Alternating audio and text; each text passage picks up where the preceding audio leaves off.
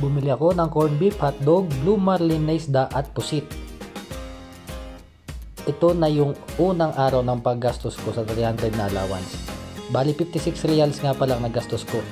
Sa 300 simula nung sumahod ako noong 28. Uno na ngayon.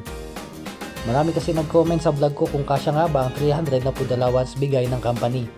Ngayon malalaman ko kung talagang kasya nga. At sa totoo lang hindi ko pa to ginawang pag-track kung kulang nga ba talaga yung pera na yun.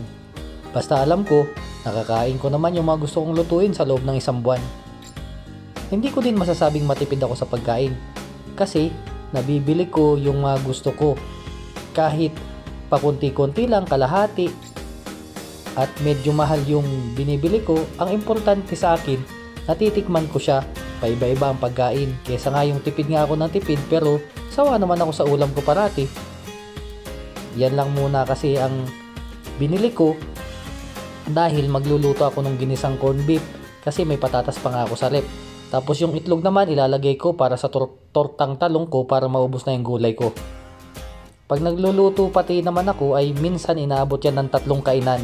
So magluto na lang ulit ako pag ubos na yung ulam ko. Tapos malapit na din pala maubos yung bigas ko. Kaya maghanap na naman ako ng nakapromo sa market ng mga high quality basmati rice.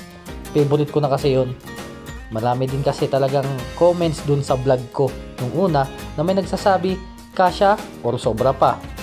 Yung iba naman, sabi kulang na kulang yan, kubos na lang daw ang mabili ko dyan at Indomie. So, paano ka OFW? Antabay na lang tayo sa 300 real journey natin sa food allowance.